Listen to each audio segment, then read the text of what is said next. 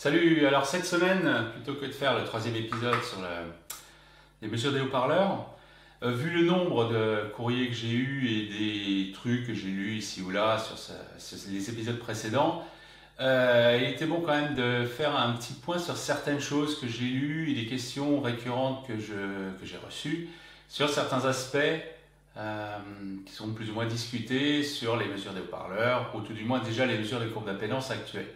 Alors j'ai fait une espèce de résumé de ce que j'ai pu voir d'une manière récurrente à chaque fois, un pot pourri de trucs qui sont avant tout au mieux des choses qui n'ont pas d'importance, au pire carrément des mythes qui ont la peau dure et qui existent toujours dans ce domaine. Alors, on va essayer rapidement de les passer en revue, sachant que le but de ces épisodes-là, c'est d'être sur le cas le plus simple, sans entrer dans des détails qui sont de l'ordre soit de l'optimisation, soit de la perte de temps. Donc, le but, c'est quelqu'un qui veut faire ses enceintes et qui n'y connaît pas grand-chose, permet d'obtenir un bon résultat sans trop se prendre la tête, sans trop rentrer dans des considérations pratiques, disons, longues, fastidieuses, avec beaucoup de détails, beaucoup de choses, où finalement on ne sait pas exactement qu'est-ce qui est important et qu'est-ce qui ne l'est pas. Donc ici, l'important, et ça c'est un problème récurrent dans le monde audiophile, c'est que les gens manipulent des ordres de grandeur dont ils n'ont absolument aucune idée, et il y a des vérités vraies, entre guillemets, qui se perpétuent encore et encore, alors qu'en fait ce sont soit des choses qui n'ont aucune importance, qui n'en ont quasiment pas, soit qui sont carrément faux. Alors, j'ai repris 7 points qui sont vraiment récurrents, ou des curiosités que j'ai pu lire étonnamment. La première, c'est cette notion de comment on calcule ces courbes d'impédance et ces fameuses questions sur faut-il mesurer en tension constante, en courant constant, ou comme je l'ai montré avec un pont diviseur. Théoriquement, ça n'a aucune importance. Le seul avantage de l'un ou de l'autre, c'est un aspect pratique. Alors, quand on a les appareils qui vont bien, la valeur à courant constant est, on va dire, la méthode la plus simple parce qu'elle permet de lire directement l'impédance si on choisit un courant correct. Alors pourquoi c'est simple? C'est parce qu'on utilise un générateur de courant, on va alimenter le haut-parleur comme ça, et en fait, la tension qu'on va mesurer là va être directement, si on choisit un courant, par exemple, s'il est 1 ampère, on va directement lire U en lien carrément en ohm équivalent. On va dire qu'on va avoir une règle directe de lecture de l'impédance du haut-parleur. Et comme ici, il n'y a rien d'autre que le haut-parleur dans le circuit, la lecture est directe et il n'y a pas d'impact. Donc ça, on aime bien utiliser ça parce que la lecture est directe. Sauf que ça, il faut le faire. Bon, il est hors de question de fabriquer un générateur de courant qui ait une compliance suffisamment forte pour pouvoir attaquer un haut-parleur sans difficulté pour un circuit d'amateur. Donc, après, on a l'opposé qui est le générateur de tension. Donc dans ce cas-là, on prend un générateur de tension avec une impédance de sortie quasi nulle, donc très faible par rapport au haut-parleur. On met le haut-parleur et après, on mesure le courant qui circule dans le câble. Et puis de la même manière, on peut calculer l'impédance par mesure du courant. Alors ça suppose qu'on ait ici un shunt ou un transformateur qui permet de mesurer le courant et après de l'amplifier et faire les calculs. Là, de manière équivalente, il est difficile pour un amateur sans matériel de faire ce genre de mesure. Donc, ici, on utilise une méthode intermédiaire qui est le pont diviseur. Alors, le pont diviseur, on a un générateur qui est en fait un amplificateur qui va attaquer avec une résistance connue et le haut-parleur qui a une impédance connue. Enfin, inconnue plutôt. C'est ce qu'on cherche à calculer. Et donc, on connaît la tension d'entrée qui peut être variable si l'ampli a une impédance de sortie ou si c'est pas trop tenir la tension en fonction de la fréquence. Il a une courbe de réponse à lui-même, c'est pas grave. Et on a une tension de sortie qu'on mesure au borne. Et on se dit, c'est un pont diviseur, VS égale VE, Z, R plus Z. Voilà. Donc, on va pouvoir calculer ça. Bon. Alors, il y en a qui lisent les bouquins, évidemment, et qui lisent « Ah, mais attention, ce n'est pas vrai, c'est vrai que si R est grand par rapport à Z. Parce que sinon, les valeurs de Z ne sont plus correctes, parce que Z, c'est un composant qui peut être réactif ou capacitif, enfin, c'est une impédance complexe, donc les règles d'additivité du pont diviseur ne fonctionnent pas. Ce qui est vrai, absolument, ce qui est absolument vrai. Et on peut le montrer facilement de manière vectorielle. Alors, il faut se souvenir des cours d'électronique, par exemple, de terminale. Si on a simplement un pont diviseur avec deux résistances, ou, dit autrement, le haut-parleur se comporte comme une résistance. En fait, dans le plan, on va avoir ici un courant I qui va circuler dans les deux composants. On a R et là on a le haut-parleur qui a une impédance Z. Si Z est résistif, on a une tension RI ici et on a une tension ZI ici. Et puis le tout fait la tension d'entrée VE. Ok? Donc on a RI plus ZI égale VE et le VS qui nous intéresse. Évidemment, c'est ZI, ça c'est VS, et ZI égale VS. Donc VS sur VE, ça fait évidemment ZI sur Z sur R plus Z. Les I étant en haut et en bas, pareil, ils s'annulent, enfin, ils se compensent. Donc on retrouve l'équation du pont diviseur. Tout va bien. Mais le problème, c'est que ZI, Z là, Z, c'est pas une résistance, c'est une impédance peut être capacitive ou inductive, donc une impédance complexe. Alors qu'est-ce qui se passe à ce niveau-là? C'est que dans ce cas-là, en fait on n'a pas des tensions qui sont alignées. On a toujours la résistance, donc ici une tension RI, mais le problème c'est qu'ici on peut avoir une impédance qui vectoriellement va dans ce sens-là, dans le plan complexe. Donc ici on a ZI. Et la tension VE, elle, la tension VE, c'est une somme vectorielle. Donc la tension VE, je vais le mettre ici, la tension VE, elle est là. La RI, la ZI. Et là, c'est une addition vectorielle. En fait, il n'y a pas d'addition aussi simple que dans le cas résistif, parce qu'il y a un angle, parce qu'il y a un déphasage phi de tension entre le haut-parleur et la résistance. Et donc la règle de proportionnalité du pont diviseur ne fonctionne pas simplement comme ça. Et donc, on a un problème. C'est pour cette raison-là que plus l'angle sera élevé, plus la mesure sera perturbée par le fait que l'impédance ici sera plus réelle. Alors, il y a deux manières de compenser ça. Alors la première, elle n'est pas faisable. On a toujours ici, évidemment, RI. La première, c'est de minimiser l'angle de déphasage, phi. Donc, essayer d'obtenir un phi le plus petit possible. Comme ça se rapproche le plus possible d'une version plate. Sauf que le phi, c'est le haut-parleur lui-même, on ne va pas lui demander de ne pas avoir d'impédance complexe en lui criant dessus. Donc ça, on ne peut pas y toucher. L'autre moyen, c'est d'avoir une longueur RI très grande par rapport à ZI. Auquel cas, la tension VE ici sera quasiment équivalente à celle-là. Parce que ZI sera faible. Et ça veut dire quoi? Ça veut dire que R est grand, tout simplement. Et on retrouve cette règle qui dit que quand on utilise un diviseur de tension, il faut que R soit grand devant Z. C'est tout simplement pour que ce bout-là ne perde pas trop en précision par rapport au fait de la version plate qui correspond à deux résistances. Bon. Donc c'est tout à fait justifié, hein, c'est écrit dans le bouquin d'Apolito, des gens comme ça. Il faut que R soit grand devant Z, sinon on perd la précision. Mais ça, c'était avant. Alors, ça suppose, si on est obligé de faire ça, ça suppose qu'on ne sait pas évaluer les tensions dans le plan complexe complètement. Sauf que là, on n'est pas du tout dans ce contexte-là, on est dans le contexte d'une mesure avec une carte son. Et qu'est-ce qu'elle fait, la carte son? Elle ne va pas acquérir une tension, elle va acquérir un signal sur une durée. Elle ne va pas travailler comme un voltmètre qu'on va mettre sur les charges, elle va échantillonner deux signaux. Elle va échantillonner le signal VE, par exemple comme ça, et elle va échantillonner le signal VS, qui va par exemple être déphasé avec une autre amplitude. Disons qu'il est déphasé, il y a un déphasage phi entre les deux, et il y a une différence d'amplitude entre les deux.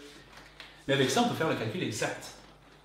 Qu'importe la valeur de R et de Z, à partir du moment où on a les valeurs complexes, on travaille dans le plan complexe, on travaille des impédances complexes, et on a le résultat exact, et on peut faire le vrai pont diviseur généralisé avec des impédances. Et c'est ce que fait l'INP. Donc, ici, la méthode en diviseur, parce qu'on travaille avec un PC qui est capable de travailler sur des ondes, et donc de calculer des déphasages entre tensions entre les deux, Et les amplitudes sont capables de calculer exactement l'impédance. Et en prenant par exemple l'IMP et en changeant la résistance ici, en mettant n'importe quoi, pour peu qu'on ne circuite pas par exemple, on tombe sur les mêmes résultats, ça ne bouge pas. On n'a pas le problème qui est décrit dans les bouquins un peu anciens qui correspondent à ce qu'on fait en utilisant des voltmètres alternatifs qui eux ne calculent pas le déphasage. On mesure une tension là, on mesure une tension là, le déphasage a disparu. Alors que là, on fait par comparaison déphasage inclus. Et c'est pour ça que la méthode du pont diviseur fonctionne parfaitement avec ce style de logiciel. Et elle est juste, quelle que soit la valeur de R. C'est pour ça qu'eux, ils utilisent une résistance de 100 ohms, alors qu'habituellement, il faut aller à 1 kΩ, voire plus. Donc là, on en vient à un problème récurrent à ce niveau-là. C'est quelle technique utiliser? Eh bien, on s'en fout, on peut prendre le pont diviseur parce qu'elle est accessible à tout le monde et grâce à ces logiciels-là, il n'y a plus de problème. Qui sont ceux qui sont décrits dans les bouquins un peu anciens. Parce qu'à l'époque, dans ces bouquins-là, les méthodes de calcul par ordinateur, c'était des trucs genre Clio, des trucs comme ça qui étaient horriblement chers, qui n'étaient absolument pas disponibles pour le particulier. Et maintenant, c'est plus le cas, et il n'y a plus ce style de problème. Bon, maintenant, on va passer... Alors là, j'ai passé vite après sur les différents trucs. Le problème de l'environnement de mesure des haut-parleurs quand on calcule ce style de paramètres. La règle de base, c'est qu'il n'y ait rien autour du haut-parleur. Idéalement, il faudrait que le haut-parleur soit tout seul, nu, fixé, et qu'il n'y ait rien qui vienne interférer. Bon, ce n'est pas possible en pratique. Donc, l'environnement est important, mais pas si important que ça, parce qu'on se rend bien compte que lorsqu'on prend le haut-parleur, qu'on le prend à la main, qu'on le pose, pour peu qu'on ne bouge pas un signal, un trou de décompression derrière ou des choses comme ça ne bouge pas des masses. Ce n'est pas extrêmement sensible, après ça dépend du haut-parleur. Mais disons que l'environnement est important, mais il faut rester raisonnable aussi. Alors j'ai parlé à un moment de mettre ça sur un baffle plan, comme les baffles standards qui sont définis dans certaines normes IEC ou équivalent DIN. Ce sont des normes qui imposent une dimension particulière de baffle plan sur lequel on met le haut-parleur à une certaine position et on fait une mesure à telle distance, etc. Donc c'est toute une méthodologie de mesure standard qui a été décrite et ce qui permet d'un constructeur à l'autre qui suit ces procédures-là de pouvoir comparer des haut-parleurs qui ont été mesurés dans les mêmes conditions. Alors j'ai lu un truc tout à fait étonnant qui disait que maintenant on ne mesure plus du tout les haut-parleurs avec les baffles plans selon les normes IEC, ça ne se fait plus. Alors bon, je rectifie tout de suite, c'est complètement faux, c'est toujours utilisé. La dernière mise à jour est de 2010, on peut la retrouver dans l'IEC, alors 6268 partie 5 qui correspond à la mesure des haut-parleurs. La dernière version est de 2010 et il y a parfaitement la description du baffle plan standard ainsi que les deux enceintes standards qui sont utilisées dans les mesures. Simplement, je pense que cette personne a confondu deux choses, elle a confondu la mesure de la courbe de réponse de haut-parleur qui, elle, maintenant devient de plus en plus en champ proche, et donc on a des techniques de mesure indépendamment de l'environnement. Donc on n'a plus besoin de ce baffle plan qui est très encombrant, ça fait 1,65 m de côté, donc on peut mesurer les courbes de réponse sans ce genre d'appareillage encombrant. Mais une courbe d'impédance, ce n'est pas du tout le même style de mesure, c'est une mesure intrinsèque du haut-parleur, et c'est toujours utilisé, et d'ailleurs il suffit d'aller chercher dans des données de haut-parleurs de constructeurs. Il y a pas mal de constructeurs qui écrivent encore, en 2014, les haut-parleurs ont été mesurés selon la norme, par exemple DIN 45575 ou IEC machin, etc., qui sont ces normes-là, qui utilisent ces baffles plans ou ces enceintes typiques, qui sont normalisées, qui sont bien entendu toujours utilisées. Ça, je ne sais pas d'où vient ce truc, mais c'est toujours utilisé, il suffit de rechercher un petit peu pour le voir.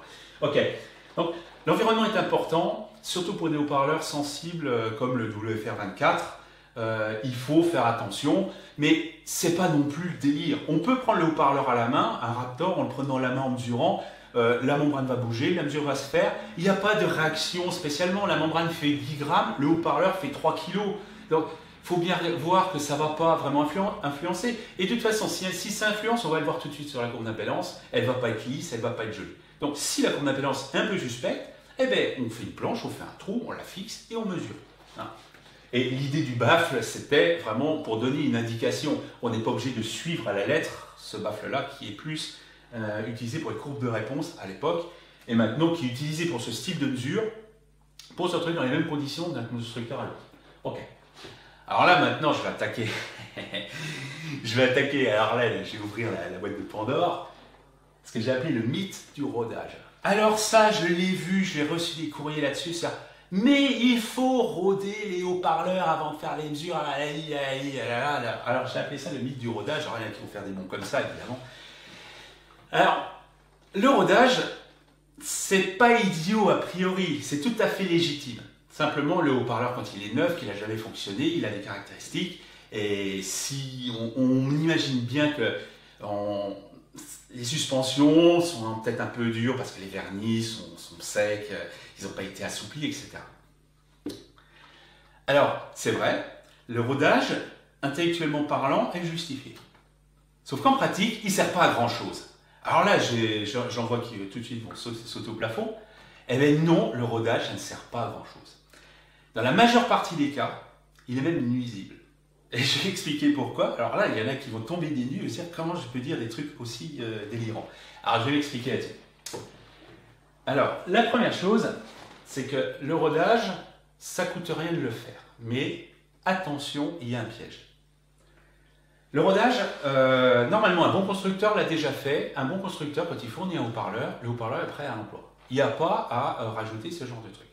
Le rodage pose plusieurs problèmes. Le premier problème, c'est que les gens ont tendance à foutre trop de puissance dans les haut-parleurs pour faire du rodage. Le rodage ne doit pas faire talonner le haut-parleur parce que non pas, ça ne va pas simplement assouplir la suspension, mais ça va le mettre dans des conditions qui peuvent le fragiliser. Donc déjà, le rodage ne doit pas être fait avec des débattements gigantesques. Deuxième chose, c'est d'autant plus vrai actuellement, c'est que les matériaux utilisés sont moins plastiques qu'avant. C'est-à-dire qu'un rodage va les faire modifier, mais ils vont avoir tendance à revenir dans l'état où ils étaient avant rodage. Sur le Raptor, c'est extrêmement flagrant. Sur un Raptor, un rodage ne sert strictement à rien. Et c'est dans tous les haut-parleurs que j'ai eu dans la main, à part vraiment des vieilleries qui étaient déjà rodées, tous les haut-parleurs neufs que j'ai eu dans la main et que j'ai eu en expérimentation en rodage sont revenus à quelque chose d'équivalent à ce qu'ils étaient avant rodage, au bout d'un certain temps. Alors j'ai pris un Raptor 6, il sortait de la boîte, donc au début, la fréquence de résonance était de 67,2 Hz, ce qui est beaucoup plus élevé que celle du constructeur, qui est n'importe quoi. Alors je suis passé à un rodage à 20 Hz pendant 2 heures, avec en gros, on va dire une centaine de watts dedans, ce qui est quand même bon, ils en ont vu d'autres, c'est indestructible. Et là, la fréquence de résonance est passée de 64,4 Hz. Ce qui n'est pas fabuleusement différent. Bon, ok, mais soit. Très bien. Donc 62,4 Hz. Pardon, 62,4 Hz. Bon, on va dire que ça va varier de 5 Hz, 8%. C'est pas énorme, hein, parce que les tolérances de fabrication, elles sont dans ces ordres de grandeur. Très bien. Donc on se dit, maintenant, je vais prendre ça, je vais faire mes mesures, je vais faire mon enceinte. Sauf que, 4 heures après, le haut-parleur, il est remonté à 66 Hz. Et je suis sûr que le lendemain, parce que je l'ai fait tout à l'heure, demain, je suis sûr que ça va revenir à 67. Ça va revenir comme c'était avant. Alors, l'erreur quand je dis que le rodage est nuisible, c'est pas vrai. Ça, c'est une figure de style. Mais si on a fait un rodage avec ce style de haut-parleur et qu'on fait les mesures de paramètres juste après rodage, là, on va avoir des paramètres mesurés qui vont être faux. Même si ça ne va pas être trop grave, hein, mais en toute rigueur, ils vont être faux. Parce que la vraie utilisation, ça va être quelque chose de proche du non-rodé. Et ça, c'est très courant. Parce qu'on utilise maintenant des matériaux qui soit sont déjà pré-rodés, soit sont beaucoup moins plastiques que les anciens matériaux qu'il y avait. Simplement, ils reviennent comme c'était. Une plasticité de matériaux, c'est-à-dire qu'on l'a fait passer d'un état à un autre et il reste dans cet état. Mais les matériaux actuels ont fait beaucoup de progrès, ils n'ont plus ces propriétés-là. Donc le rodage avec des haut-parleurs modernes est en général inutile. Après, ça ne coûte rien de le faire si on veut. Le moyen de le faire, pour éviter d'être emmerdé, c'est de prendre deux haut-parleurs. On va mettre deux haut-parleurs sur la table. C'est facile de roder deux haut-parleurs en même temps. Voilà. Et le but, c'est de les mettre en série, ou en parallèle, c'est pareil, et les alimenter en opposition. Comme ça, il y en a un qui appuie, il y en a un qui pousse. Comme ça ne fait pas de bruit dans la pièce. Les émissions sonores s'annulent. Bon, ça, c'est un aspect pratique. Parce que si on met genre du 40 Hz, parce qu'on ne va pas bourriner, si c'est des petits haut-parleurs de 20 cm, on ne va pas mettre du 20 Hz à fond, on peut mettre du 40 ou du 50 Hz, ça va commencer à s'entendre, à faire résonner. Donc en mettant deux en opposition comme ça les fait travailler, ça ne fait pas de bruit dans la pièce. Mais on peut faire ça pendant relativement longtemps, à la moitié, on va dire, de la puissance admissible du haut-parleur à cette fréquence-là, mais on attendra le lendemain pour faire ces mesures. Il est ultra important de laisser reposer. Les normes l'indiquent ça. Les normes indiquent que les haut-parleurs, il faut les faire travailler éventuellement, mais il faut les faire reposer derrière. Et ça, je suis sûr qu'il y a plein de gens qui ne le font pas. Et c'est beaucoup plus important. Vaut mieux ne pas rôder que de rôder et de mesurer tout de suite. Malheureusement. Alors, il existe évidemment des haut-parleurs qui vont bouger et se tenir à des valeurs une fois rodés. Alors, je ne ferai pas vraiment confiance à ce style de haut-parleur parce que les matériaux, c'est soit des haut-parleurs anciens qui n'ont jamais servi, soit des matériaux bizarres qui ont des comportements bizarres. D'autant plus que le rodage, c'est quand même une mécanique qui est hors des plages d'utilisation standard du haut-parleur. Donc, quelque part, on a utilisé le haut-parleur en dehors des clous. Ce qui n'est pas correct et on se retrouve dans disons, des valeurs mesurées qui ne sont pas quelque chose qui est naturel. C'est pour ça que le rodage, c'est quelque chose qui a été perpétué de génération en génération, depuis encore une fois la revue L'Audiophile qui a mis ça sur le devant, et ça s'est perpétué, et personne n'a été vérifié réellement si, mais vraiment, il faut le faire ou pas. Alors c'est écrit bien sûr dans le bouquin d'Apolito, c'est écrit partout, mais en fait, quand les gens commencent à prendre des haut-parleurs, et il y en a sur le net qui l'ont fait, qui ont mesuré des haut-parleurs avant et après une pause, ben en fait, ils se sont rendus compte que le rodage, ça ne sert pas à grand-chose. Et quand ça fait bouger un peu le haut-parleur, qu'est-ce qui se passe? En fait, ça fait descendre en général la fréquence de résonance, parce que ça assouplit la suspension. Ok, très bien. Ça fait augmenter le VAS. Incidemment, c'est logique.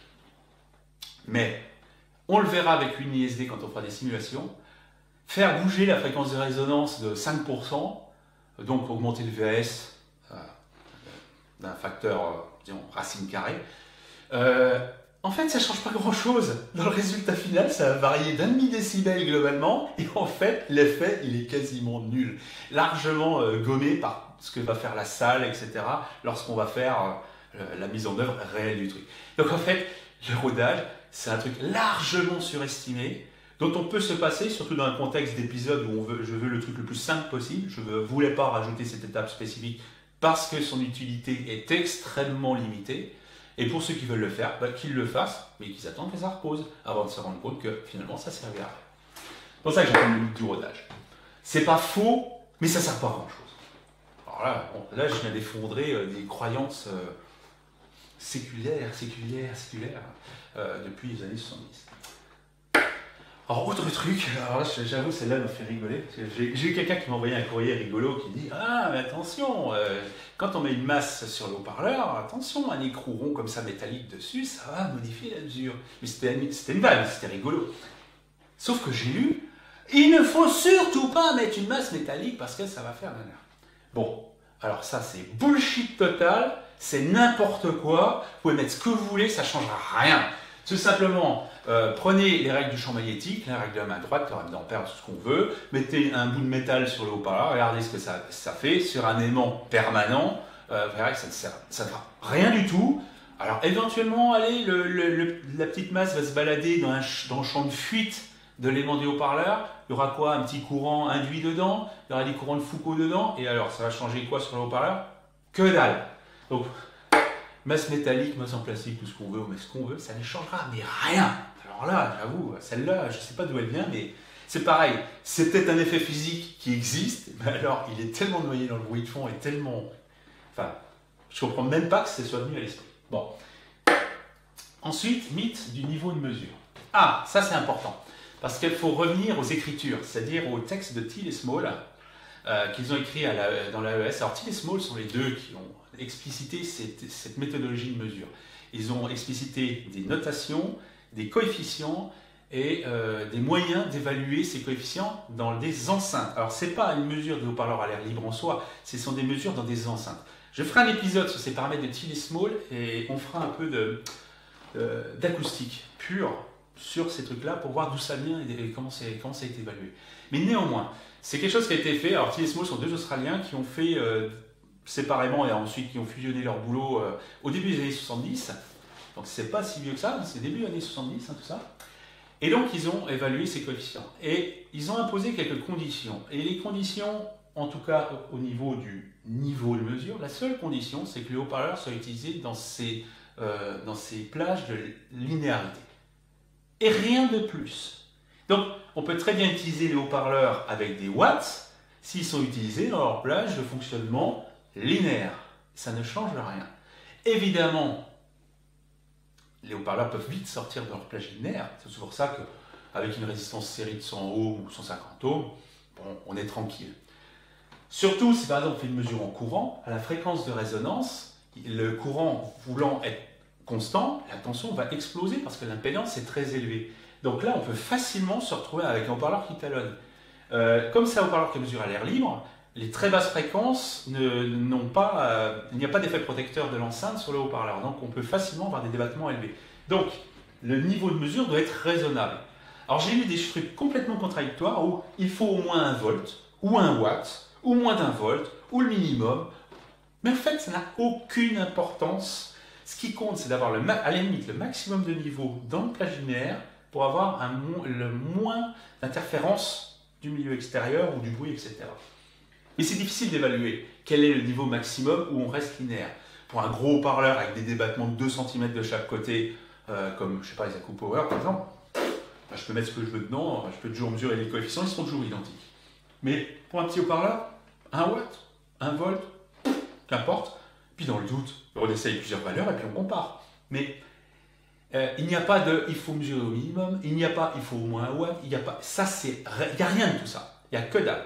La seule chose, c'est que le haut-parleur doit fonctionner dans ces plages linéaires. C'est la seule chose. Alors, c'est un domaine très très complexe. C'est pour ça, il ne faut pas mettre trop, comme ça on est sûr de rester dans les clous. Après, quand on veut étudier le haut-parleur en vrai, c'est-à-dire avec toutes ces non-linéarités, alors là, il faut se plonger dans un monde complètement différent. C'est par exemple le monde que Klippel a étudié de fond en comble depuis au moins 30 ans maintenant. Et là, on découvre les non-linéarités des suspensions, les non-linéarités des champs magnétiques, les non-linéarités des bobiles mobiles, les non-linéarités de tout ce qu'on veut. C'est un monde incroyablement complexe. Donc ça, c'est un autre type de mesure qui ne rentre pas vraiment en jeu lorsqu'on conçoit son enceinte en soi, parce que ce sont des paramètres qui sont totalement dépendants des conditions d'utilisation. Donc là, comme là, on calcule dans les conditions linéaires, en fait, tant qu'on est dedans, on aura toujours le même résultat. Normalement, on a toujours le même résultat. Si les résultats changent, c'est-à-dire qu'on est sorti des clous. Et si on sort des clous, ça dépend du haut-parleur. Ça ne dépend pas du niveau qu'on aura choisi. C'est pas parce qu'on va mettre 1 watt qu'on est hors de clous, ou on est bien dedans, ou pas. C'est selon le haut-parleur, on mesure, et puis on regarde ce qui se passe. Donc, c'est un mythe, le fait qu'il faille mettre le moins, le plus, tout ça. C'est le haut-parleur qui m'a indiqué, il faut que ça reste dans la plage d'utilisation. Alors le mythe du rendement, ça j'irai plus en profondeur sur les paramètres de Thiele et Small pour voir ce que c'est.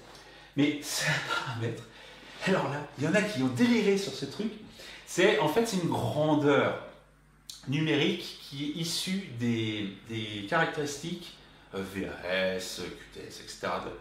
du haut-parleur et qui donne une notion, on va dire, de qualité de transformation entre la partie électrique et la partie émissive. Mais c'est un rendement, c'est un chiffre qui n'a rien à voir avec un rendement en pourcent, c'est-à-dire que le VS fait partie de cette formule-là. On pourrait dire un haut-parleur qui a un très grand VS, il a un rendement qui pourrait dépasser les 100% si on applique la formule bêtement. Et c'est même pire que ça, c'est que ce rendement-là est un rendement intrinsèque. C'est une description du haut-parleur. Alors on peut en tirer certaines conclusions, mais certainement pas une notion de rendement dans l'absolu. C'est un paramètre très très particulier. Donc il faut surtout s'abstenir de l'utiliser comme critère absolu de qualité du haut-parleur. C'est un paramètre qu'il faut vraiment minimiser. D'ailleurs, je n'en ai pas parlé en soi. Simplement, c'est un indicateur, limite, mais c'est tout, sans plus. Il faut être extrêmement prudent. Et alors, il y en a qui l'ont utilisé, parce qu'il existe d'autres valeurs du rendement. Quand on utilise par exemple en basse réflexe, il y a une autre évaluation du rendement. Il y en a qui ont mélangé les deux et qui se retrouvent avec un basse réflexe, on peut se retrouver avec des rendements faramineux, ça ne veut plus rien dire, ça n'a aucun sens. Alors ce terme de rendement est très ambigu et c'est vraiment un paramètre intrinsèque qui n'a rien à voir avec le fait que le haut-parleur soit meilleur ou pas. Simplement, c'est une indication vraiment de lien entre la partie électrique qui rentre et la partie émissive qui sort du haut-parleur. C'est certainement pas en soi un pur paramètre qualitatif. Alors, un dernier truc que j'ai lu,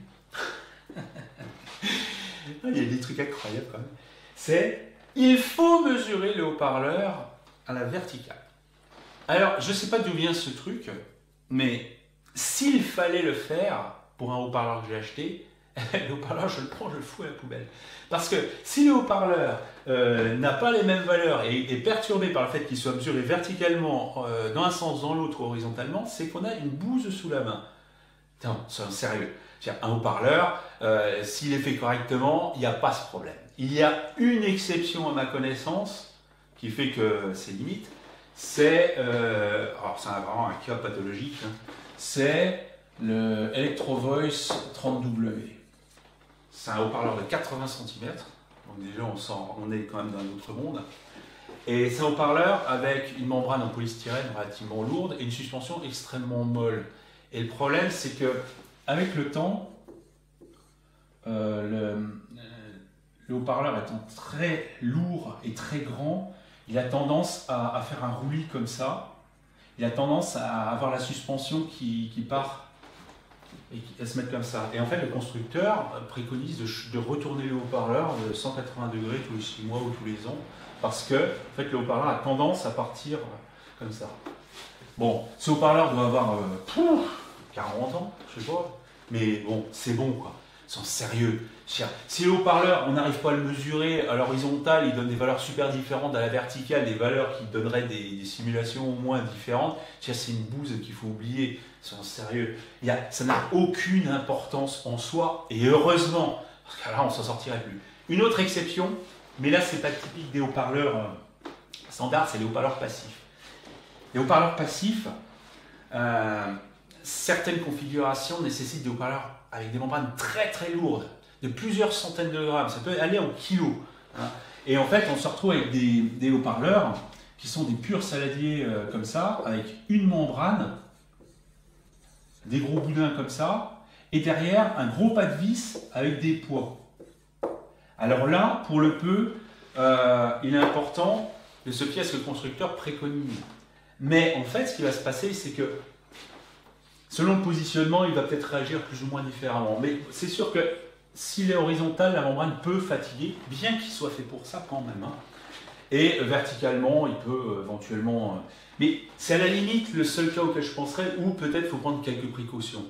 Mais c'est le constructeur qui le dit. Si le constructeur ne dit rien, c'est qu'il n'y a pas à s'inquiéter. Il est censé savoir ce qu'il fait. Mais c'est peut-être le seul cas où vraiment ça poserait un problème, c'est des membranes très lourdes avec des suspensions molles. Les haut-parleurs passifs sont souvent dans ce cas de figure parce qu'ils résonnent très très bas. Donc, bon, c'est limite. Mais le positionnement horizontal vertical, sans déconner, il faut arrêter. C'est n'importe quoi. Bon, quoi qu'il en soit, simplement, et on le verra avec des simulations, souvent des choses qu'on a l'impression d'être importantes parce que tout le monde le dit. Et qui le dit ne fait que répéter ce que le précédent a dit, personne ne va vérifier. Souvent, ces données-là, finalement, ont que très peu d'importance et on va pouvoir le vérifier. On va pouvoir le vérifier. Simplement, on va voir que, comme dans le bouquin d'Apolito, il dit, oui, entre rodage et pas rodage, il peut y avoir 15% d'écart sur une fréquence de résonance. Eh bien, soit, on simule, on regarde ce qui se passe. Hein. On s'aperçoit que la courbe de réponse pour un haut-parleur donné, ça va varier d'1 décibel.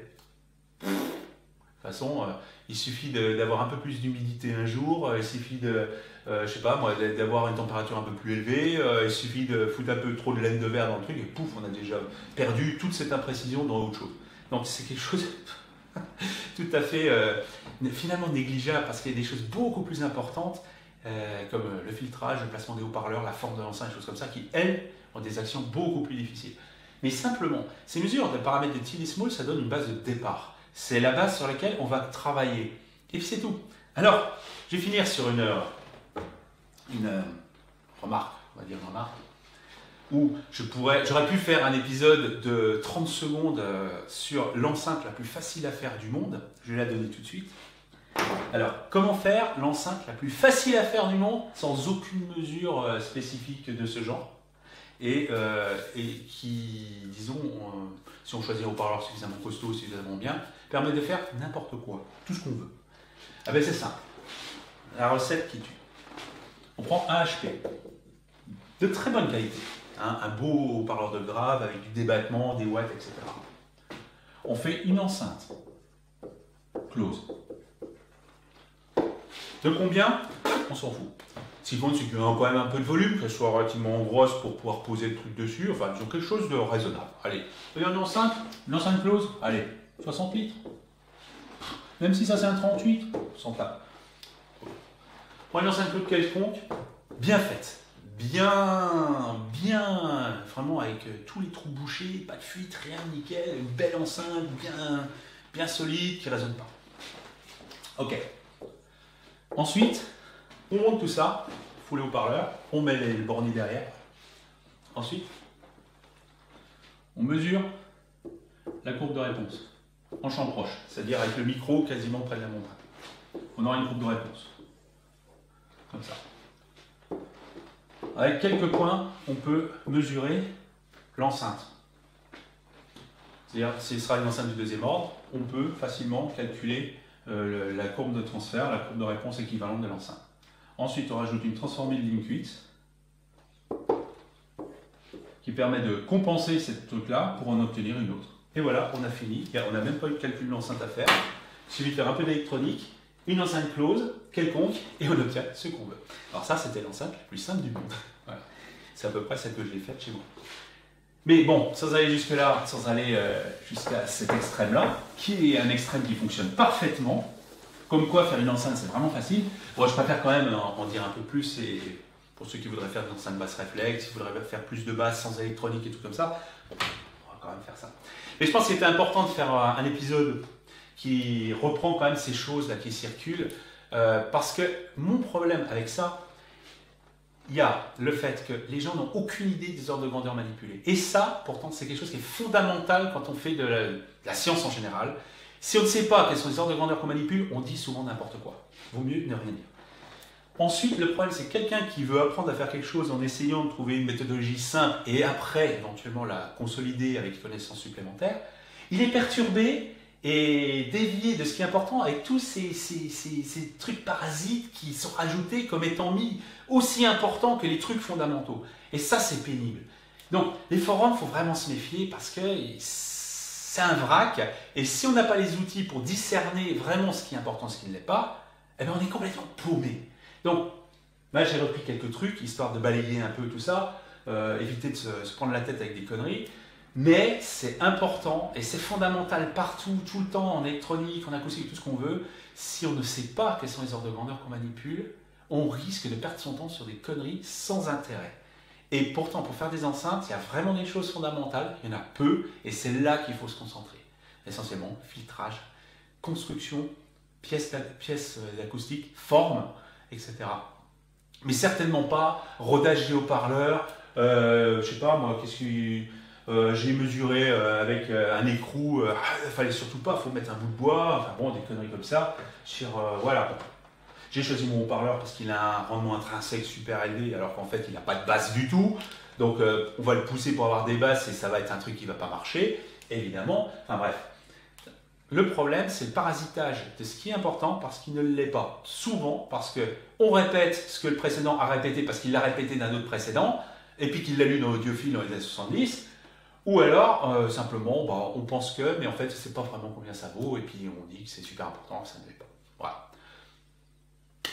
Que dire de plus? Eh bien, bon, troisième partie, vrai, on va travailler sur WinISD, hein, et on va voir un peu, non seulement comment concevoir une enceinte, pourquoi choisir enceinte close, basse réflexe, etc., des haut-parleurs, et on verra un peu quels sont les paramètres importants d'un haut-parleur et en quoi leur variation va faire varier le résultat final de la simulation. Et on va voir qu'en fait, un haut-parleur, c'est approximatif et finalement, ça ne change vraiment pas grand-chose.